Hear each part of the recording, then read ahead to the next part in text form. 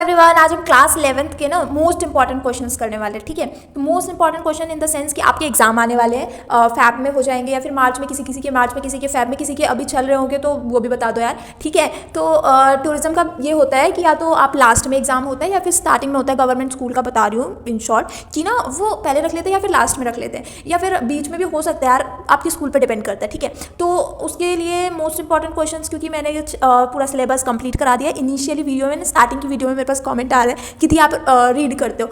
उस टाइम पे ना काफ़ी कॉन्फिडेंट नहीं थी मैं वीडियो को लेके। ठीक है, तो उस टाइम पे अगर आपको प्रॉब्लम आ रही हो तो मोस्ट इंपॉर्टेंट क्वेश्चन देख लेना, वरना वो चैप्टर्स अगर समझ में आए तो ही पढ़ना। ठीक है, एज अ रीडिंग वे में अगर समझ में आए तो पढ़ना, वरना रहने देना। लेकिन जो अभी के चैप्टर्स मैंने पढ़ाए हैं वो अच्छे से समझाया है, बिकॉज मैंने पहले रीडिंग की, समझा, उसके बाद खुद बनाया वीडियो। ठीक है, तो आप उससे कर सकते हो। मोस्ट इंपॉर्टेंट क्वेश्चन का मतलब ये कि इसमें मैंने क्या किया है, जैसे आपके 8 चैप्टर है ना, तो मैंने उसको 5+5 में डिलीट किया है, सॉरी यार, 5+5 में डिवाइड कर दिया है कि पहला जो ये वाला पीडीएफ है ना 4 चैप्टर का है। ठीक है, तो इसमें मैंने आपके मोस्ट इंपॉर्टेंट क्वेश्चंस इस वाले में बना दिए हैं 4 चैप्टर तक। ओके, तो बाकी के जो 4 चैप्टर है ना वो नेक्स्ट पीडीएफ बनाऊंगी या फिर पढ़ूंगी, तो उसके बाद मैं आपको शेयर करूंगी, तो उसके बाद आपको पता चल जाएगा। एंड उसके लिए थोड़ा सा वेट करना। ठीक है, अभी हम चैप्टर शुरू करते हैं। बेसिकली फर्स्ट चैप्टर का मैंने लिया है फर्स्ट, हम स्टार्टिंग तो वहीं से करेंगे ना, तो फर्स्ट चैप्टर का फर्स्ट क्वेश्चन इंपॉर्टेंट है या नहीं है, बट मैंने यहाँ से इसलिए शुरू किया क्योंकि अगर आप स्टार्टिंग से ही मतलब थोड़े से डिफिकल्ट क्वेश्चन लेते हो ना, फिर आप सोचोगे कि नहीं आ रहा, ये हो रहा है, वो हो रहा है, क्योंकि बच्चे ना इतना मतलब पढ़ते नहीं, सीरियसली नहीं लेते इस चैप्टर, इस सब्जेक्ट को। ठीक है, तो मैंने वैसे ही स्टार्टिंग से ले लिया, बाकी मैंने आगे जा के ना मोस्ट इंपॉर्टेंट क्वेश्चंस ही लिए हैं ताकि आपके एग्जाम्स में आए। और मैंने आपको ना लास्ट यूनिट जब करवाए थे ना, तो उसमें भी बताया था कि जैसे 1 फुल फॉर्म होते हैं 1 मार्क्स वगैरह के, क्योंकि 30 या कुछ नंबर ऐसे 1 मार्क्स वाले होते हैं ना, तो वो तो आपकी है ना कि आप कैसे उसको गेन कर रहे हो। तो ये वाले क्वेश्चन अब हम डिस्कस करेंगे। पहला क्वेश्चन है एलिमेंट्स ऑफ द टूरिज्म। क्या सबसे इंपॉर्टेंट आपको टूरिज्म पता है, टूरिज्म पता है क्या चीज़ें होती है। ओके, तो टूरिज्म का होने का सबसे इंपॉर्टेंट एलिमेंट क्या है, तो 3 एलिमेंट है, ये भी आपको पता है। मैन के बिना कुछ भी नहीं हो सकता, स्पेस और टाइम, हमको ये तीनों नीड है बहुत ज़्यादा, ये अगर बहुत इंपॉर्टेंट चीज़ है। ठीक है, इसके बिना टूरिज्म पॉसिबल ही नहीं है। अब ये ना सिली सा क्वेश्चन था, अगर 1 मार्क्स में आ गया तो ठीक है, वरना छोड़ ही देना इसको। वरना 3 है ना, मैन स्पेस टाइम, तो आपको ऐसे ही आ जाएगा कि हाँ जी ये तो याद था, मैन स्पेस टाइम, तो आप ये लिख सकते हो एलिमेंट में। ठीक है, सेकंड क्वेश्चन से ना मोस्ट इंपॉर्टेंट शुरू हो जाते हैं हमारे, मोस्ट इंपॉर्टेंट तो नहीं लेकिन एटलीस्ट इंपॉर्टेंट शुरू हो जाते हैं, क्योंकि ना इसमें ना मैंने ना एक वो किया है, जैसे ये डायग्राम बना हुआ है आपकी बुक में, तो मैंने ना वो ले लिया सीधा, उसके ऊपर का भी लिखा हुआ है, तो वो आप पढ़ के देख लेना कि मैंने सोचा इतना सारा लिखने से अच्छा ना एक डायग्राम ले लेते, उसी से समझा दूंगी, तो वो मे भी आपको ज़्यादा हेल्पफुल करेगा। तो ना आपको लिंकेज बताना है 2 चीज़ों का, टूरिज्म का और लेजर का, इनका क्या लिंकेज हो सकता है। ठीक है, टूरिज्म आपको पता है एक्टिविटी है और आप टूरिस्ट है मान लीजिए, तो टूरिज्म एक्टिविटी आप कब करेंगे, एक होता है वर्क टाइम। ठीक है, if you are a student तो पढ़ाई, ट्यूशन, क्लास, स्कूल, ये सब हो गया। फिर ये हो गया आपके लिए वर्क टाइम। और if you are earning person तो कमाना, जॉब, ये सब हो गया आपका वर्क टाइम। लेकिन दोनों के लिए जब ये सारा वर्क टाइम हो जाएगा, फिर क्या बचेगा, एक लेजर टाइम होता है, जहाँ पे एक इंडिविजुअल का ना अपना खुद का पर्सनल टाइम होता है वर्क टाइम के बाद जब खाली हो जाता है। तो उस टाइम वो बंदा क्या सोचता है कि मैं कोई रिक्रिएशनल वर्क करूँगा, कोई ऐसा टाइम जो कि लेजर टाइम में इंगेज्ड हो पूरा। तो उसमें सबसे बहुत सारी चीज़ें आती हैं। पहला आता है होम बेस्ड में reading, gardening, watching television, socialising in the sense कि आप कुछ भी प्लान बना लो अपने दोस्तों के साथ, अरे यार चलो आज यहाँ घूम के आते हैं। ठीक है, तो उस वैसे वे में लेना। ठीक है, तो उस टाइम में आप ना घूम रहे होते हो कुछ टाइम के लिए और फिर वापस आ रहे होते हो घर, बिकॉज आपका वो टाइम खत्म हो गया, क्योंकि आप एक एक्स्ट्रा टाइम के बाद कहाँ ही जा सकते हो यार।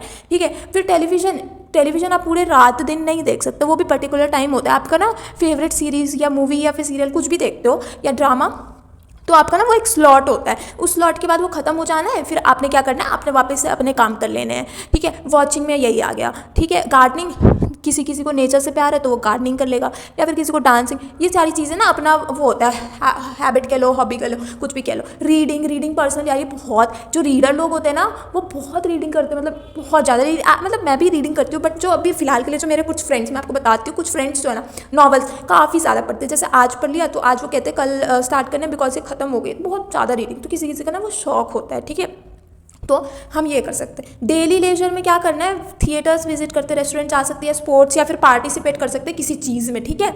और डे ट्रिप में क्या करना है, विजिट कर सकते हैं किसी डे ट्रिप में आपका सुबह से शाम हो जाता है, तो ना आपका एक प्लान बनता है कि हमने ना स्कूल की तरफ से एक ट्रिप जा रही है, तो उस वाले ट्रिप पे ना हमने जाना है, तो वही हो जाता है कि वो पूरा डे हो जाता है शुरू से लेके एंड तक, मतलब सुबह से लेके शाम तक, तो वो आपका डे में आ जाता है। फिर टूरिज्म आ जाता है, ये टेम्पररी मूवमेंट है, आप लोगों को टाइम पता है ना, 1 डे से ज़्यादा, फिर 1 साल से कम, ऐसे का, तो इन सब का टूरिज़्म। तो यही आपको समझ में आ गया ना कि जैसे लेजर और टूरिज़्म का लिंकेज क्या है। तो हम लेजर टाइम पे ही बेसिकली टूरिज़्म का उपयोग करते हैं, ठीक है। तो ये चीज़ें आपको समझ में आनी चाहिए, बिकॉज ये वर्क टाइम को छोड़ के लेजर टाइम पे हमने ये सारी चीज़ें करना है। लेजर टाइम बड़ा लंबा तो नहीं होता ना, हॉलीडे हो गया मान लो, तो वो लेजर टाइम है आपका कि वर्क नहीं करना, तो अब हॉलीडे आ गए तो अब चलो कहीं घूम के आ जाते हैं, तो वो था आपका लेजर और टूरिज्म का लिंकेज, ठीक है। तो ये जो लिखा हुआ है ना आप वो पढ़ सकते हैं, बट मैंने ये डायग्राम से इसलिए बताया क्योंकि ये बहुत अच्छा था तरीका समझाने का कि आपको भी मे भी समझ में आ गया हो, ठीक है। ये अब हम थर्ड क्वेश्चन की तरफ पढ़ेंगे, ये थोड़ा लंबा है। तो ये बेसिकली ना मेरे उसमें एग्ज़ाम में आया था, एंड उससे लास्ट ईयर के भी एग्ज़ाम में आया था, बिकॉज मैंने प्रीवियस ईयर का क्वेश्चन जब पढ़ा तो उसमें ये वाला था, तो ये इंपॉर्टेंट है, ठीक है। मतलब ना भी आए तो आप ऐसे ब्लेम मत डाल देना, बट ये इंपॉर्टेंट है। ये इसमें ना एज ऑफ टूरिज़्म बताना है, तो आपको पता होगा कि 4 एज होते हैं, ठीक है। अभी कुछ ऐड हुए हैं, तो उसके लिए बिल्कुल कंफ्यूज मत होना, ठीक है। तो ये वाले जो एक कंपोनेंट होते हैं, और एज मतलब कि कुछ कंपोनेंट जो टूरिज्म को चलाता है, ठीक है। अब वो कंपोनेंट्स क्या क्या है वो हम पढ़ेंगे, बिकॉज ये ना इंपॉर्टेंट क्वेश्चन है। तो आपने क्या करना है, यहाँ पे मैंने आंसर इसलिए डाल दिया, ये बुक के ही हैं, ठीक है। तो आपको ऐसा घबराना नहीं है कि मैंने पता नहीं क्या ही लिख दिया, ये बुक के हैं, एंड आपको क्या कहते हैं, ये बुक में भी मिल जाएगा, मैंने बुक से ही लिया है। अगर PDF चाहिए होगा तो वो भी बता देना। पहला ये आता है अट्रैक्शन। अट्रैक्शन में मैंने यहाँ पे पिक्चर भी डाल रखे हैं, जैसे ये सारी चीज़ों पे आपका मन करता है घूमने का, वो चीज़ें ना आपको अट्रैक्ट करती है एक डेस्टिनेशन, कि हाँ इस डेस्टिनेशन पे हम जाएंगे घूमने के लिए, तो वो अट्रैक्शन पुश और पुल का काम करते हैं, वो भी मैंने आपको पढ़ाया था, तो उसमें आ जाता है। फिर आप क्या कहते हैं टूरिज्म एक्टिविटी में पार्टिसिपेट कर सकते हैं, ये बहुत मेन होता है एज, ठीक है। दूसरा हो जाता है एक्सेसिबिलिटी। एक्सेसिबिलिटी में ना एक्सेसिबिलिटी में ना आपका बेसिकली ट्रांसपोर्ट आ जाता है, कि आप बाइक किससे जा रहे हो, या फिर ऐसे बस, शिप, ट्रेन या फिर एरोप्लेन, ठीक है। नेक्स्ट आ जाता है एकोमोडेशन, कि आप स्टे कहाँ कर रहे हो, तो ये हो गया आपका ताज होटल।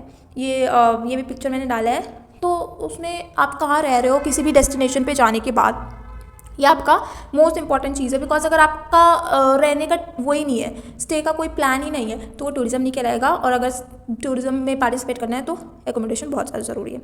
नेक्स्ट आ जाता है अमेनिटीज़। अमेनिटीज़ यही सारी चीज़ें एक्स्ट्रा और फैसिलिटीज़ जो प्रोवाइड की जाती है टूरिस्ट को, जैसे अगर उसको कुछ हुआ तो हाइजीन, प्रॉपर हाइजीन, और प्लस में मेडिकल हेल्प मिलनी चाहिए, ठीक है। पासपोर्ट या फिर फॉरेन करेंसी एक्सचेंज, तो इन सब में आ जाता है हमारा। जो मैं अभी आपको कह रही थी कि कुछ ऐड हुए हैं, वो हुआ है एक्टिविटीज़, अवेलेबल पैकेजेस। एक्टिविटीज़ वो कि आप डेस्टिनेशन पे जाने के बाद क्या क्या करते हैं, ठीक है। अवेलेबल पैकेजेस वो जो कि अवेलेबल होता है टूरिस्ट के लिए, कोई भी बनाता है पैकेजेस तो उसको परचेज करता है टूरिस्ट, और टूरिस्ट के लिए जो भी अवेलेबल होता है वो पैकेजेस, ठीक है। तो इसी के लिए हमारा जो ये फर्स्ट चैप्टर के जो वो नीचे वाले क्वेश्चन होते हैं ना वो थे बेसिकली, और कुछ इंपॉर्टेंट थे। वैसे इस चैप्टर में कुछ है नहीं, इतना ईजी सा चैप्टर है। तो अब हम सेकेंड चैप्टर की तरफ बढ़ेंगे। सेकेंड चैप्टर में ना कुछ क्वेश्चंस ऐसे थे कि बहुत इंपॉर्टेंट है, कुछ क्वेश्चंस ऐसे थे कि बिल्कुल भी इंपॉर्टेंट नहीं है। तो ये चैप्टर है थोड़ा सा लेंदी, आपको पढ़ना चाहिए बेसिकली कि समझ में आ जाए, ठीक है। तो स्टार्टिंग कहाँ से होती है इसकी, सिल्क रूट से, कि सिल्क रूट से आप क्या समझते हैं। सिल्क रूट अगर नहीं भी आया ना तो पक्का सिल्क रूट एक क्वेश्चन 1 नंबर में तो आएगा, लेकिन इससे रिलेटेड कुछ तो आएगा, ठीक है। ये मॉडर्न टाइम पे ना एक हिस्टोरिकल नेटवर्क की तरह काम करते हैं, जैसे रूट बनता है। तो मैंने आपको ना इस चैप्टर में सिल्क रूट बताया था कि एक लंबा सा रूट जो कि कनेक्ट करता है ईस्ट साउथ अफ्रीका, यार ये क्या हो रहा है वेट, हाँ, साउथ अफ्रीका और ये क्या कहते हैं ईस्ट साउथ वेस्ट को, मेडिटेरियन से लेके यूरोप से लेके पूरा कनेक्ट करते हैं। मान लो ये पूरा वो है, और फिर इधर से ऐसे ऐसे कनेक्ट कर रहा है किसी चीज़ को, तो उसको बोल रहे थे सिल्क रूट, ठीक है।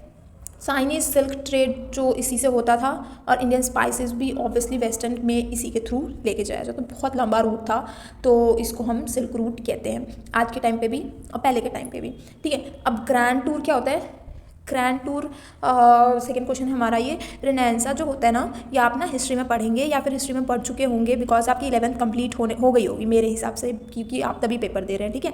तो जो ना ये आपने पढ़ा होगा हिस्ट्री में, तो इसको ना एक डार्क एज की तरह या फिर न्यू बिगनिंग मतलब इसको न्यू बिगनिंग की तरह डिफाइन किया गया, बिकॉज कि यूरोप में ना रेनेसां शुरू हुआ है, तो ये एक एरा है कि रिवाइवल का, सब कुछ चेंज इंग्लैंड में, ठीक है। तो उस पर जो ट्रैवलिंग लर्निंग नॉलेज के लिए ना जो लोग जाते हैं या फिर उसके बारे में देखते हैं, तो उसी को कहते हैं ग्रैंड टूर, ठीक है।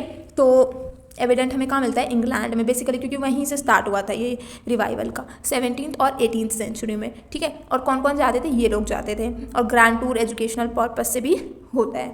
तो ये आपका कंप्लीट हो गया। थॉमस कुक का क्या रोल था? थॉमस कुक बहुत ही ये मैंने ना थोड़ा सा लिया है बिकॉज ये आ नहीं रहा था, तो आपने ना क्या करना है, ये मैंने बुक से ही लिया है, तो आपने ना ऊपर और पैराग्राफ है तो उसको देखना है एंड उसमें क्या करना है, उसको भी पढ़ना है इसके ऊपर। तो ये ना ऑर्गेनाइज़ किया था इन्होंने एक ट्रिप लेंचेस्टर से लेके लॉन्गरबर्ग तक इंग्लैंड में 5 इतने को 1841 को इतने पैसेंजर्स थे, और मतलब कि हर कोई पेड़ था, एक्सकर्शन टूर था ये, और ये बिल्कुल ट्रेन से उससे था, और फिर जो है ना ये पॉपुलर होता गया ये टूर, ठीक है। फिर उन्होंने ना बहुत काफ़ी चीज़ें लेकर आई, स्टूडेंट को लेकर जाते थे, फिर उसके बाद बहुत सारे टूर इन्होंने वो करना शुरू कर दिया कि स्टार्ट करना। फिर उसके बाद इतने टिकट्स मतलब ये बिजनेस काइंड ऑफ इनका शुरू हो गया। तो इनको फादर ऑफ टूरिज्म इंडस्ट्री भी बोला जाता है, बिकॉज इन्होंने ना टूरिज्म इंडस्ट्री में इतने थॉटफुल आइडियाज़ ला के इतना बढ़ा दिया, एक तरीके से बिजनेस बना दिया, बिकॉज इन्होंने कहाँ से शुरुआत किया था और कहाँ तक पहुँच गए हैं। तो इनका मतलब फादर ऑफ टूरिज्म के साथ साथ मॉडर्न टाइम में भी इतना बोला जाता है रोल इम्पॉर्टेंट, कि आज भी अगर उन्होंने इतना नहीं किया होता ना, तो किसी को थोड़ा बहुत आइडिया भी नहीं होता कि ये चीज़ें ऐसे होती है। तो वो इतना करके गए एंड उन्होंने काफ़ी चीज़ें की, तो दैट्स वाई उनका रोल बहुत ज़्यादा इंपॉर्टेंट था, and he is also known as father of tourism industry. तो गाइस ये हमारा सेकंड चैप्टर में बहुत कम क्वेश्चंस थे, एंड चैप्टर बहुत लेंथी है, मुझे लगा कि और क्वेश्चंस ऐड करने चाहिए थे, बट मैंने नहीं किया, बिकॉज ये इतने बड़े बड़े क्वेश्चंस थे, मतलब ये कंप्लीट हो गए हैं। तो आपने क्या करना है, इस क्वेश्चन को भी पढ़ के एग्ज़ाम नहीं देना है। आपने क्या करना है, जो भी मैंने ये क्वेश्चंस बताया उस क्वेश्चंस को ना आगे पीछे हर तरफ देख लेना बुक में, और उसके आगे पीछे जो भी इंपॉर्टेंट टॉपिक्स होंगे वो तो ऑब्वियसली देख लेना, बिकॉज वो चीज़ें भी आएंगी। चैप्टर नंबर 3 पढ़ेंगे हम। चैप्टर नंबर 3 के मोस्ट इंपॉर्टेंट क्वेश्चंस करेंगे हम, चैप्टर नहीं पढ़ेंगे। इसमें टूरिज्म मोटिवेटर्स कौन होता है, ये चैप्टर बहुत इजी है आपका, बिकॉज इसमें ज़्यादा कुछ हार्ड लैंग्वेज भी नहीं है और हार्ड टॉपिक्स कंसेप्ट भी नहीं है। आपका कंसेप्ट तो खैर किसी में उतना नहीं है, बट स्टिल टूरिज्म मोटिवेटर्स आप लोगों को पता होगा बेसिकली, ठीक है। मोटिवेटर्स क्या होते हैं, क्या तो आप लोग भी सोचते हो इंस्पिरेशनल मोटिवेशनल स्टोरीज़ देख लो या फिर कुछ मोटिवेट कर दो, तो ये सारी चीज़ें तो उसमें ना टूरिज्म में भी होता है। ये एक पुश और पुल का फैक्टर मैंने आपको पढ़ाया होगा चैप्टर नंबर 2 में, ठीक है। तो ये ना कुछ फैक्टर्स होते हैं जो कैटेगराइज करते हैं मोटिवेशन फैक्टर्स, और ये ट्रैवलर जो है ना उसको ना काफ़ी ज़्यादा इंसिस्ट करते हैं कि घूम के आओ, नहीं मतलब मुँह से नहीं बोलते हैं, बट स्टिल उनको एक रिफ्रेशमेंट चाहिए होता है बॉडी से, माइंड से। तो ये सारी चीज़ें ना एक्टिविटी मोटिवेटर्स कहलाती है, टूरिज्म मोटिवेटर्स। जैसे मैंने कुछ एग्जांपल्स, कुछ नहीं 2 ही एग्जांपल्स, वैसे 4 ही थे, मैंने सोचा 2 लिख देती हूँ यहाँ पे। तो 2, एक फिजिकल कि जब आपका बहुत डिस्टर्ब होने लगते हो, या फिर डॉक्टर रिकमेंड करते हैं कि पानी बदलो, हवा बदलो, तो उसका मतलब यही होता है एक जगह से दूसरी जगह चले जाओ, ठीक है। तो उससे ना आपका बॉडी माइंड रिलैक्स होता है। हेल्थ पर्पज़ से जाते हो ऑब्वियसली, स्पोर्ट्स पर्पज़ से जाओ या प्लेजर पर्पज़ से जाओ, आप थोड़ा सा अच्छा फील करते हो, तो वो फिजिकल मोटिवेटर्स है। कल्चरल मोटिवेटर्स वही क्या हो जाएगा कि आप एक डिज़ायर रखते हो, यार मैं इस कल्चर के बारे में जानूंगा या जानूंगी, ठीक है, इस कल्चर का आर्ट, इस कल्चर का म्यूज़िक, इस कल्चर का डांस, ठीक। तो जैसे हो गया ना आजकल इतने सारे फॉरेन लैंग्वेजेस सीखो, तो वो डिज़ायर हो गया, वो उनका मन करता है कि हाँ भाई हम ये भी सीखेंगे, वो भी सीखेंगे, ये भी देखें। तो ये हो गया cultural motivators. At the and ये आपको मोटिवेट करते हैं कि आप कुछ नया सीखो, नया देखो, है ना, जो कि आपके लिए ही बेनिफिट होगा। मेरे ख्याल से ये 2 मार्क्स में आ सकता है, ठीक है। नेक्स्ट क्वेश्चन, 4 बैरियर्स बताने। इसमें ना मैंने क्या करा, शिट यहाँ पे तो पिक्चर ही नहीं आई, सॉरी गाइस। इसमें ना हम सिर्फ 2 ही कर पाएंगे, बिकॉज मैंने यहाँ पे पिक्चर लगाया था, वो उड़ गया मेरे हिसाब से, तो नहीं आ रहा।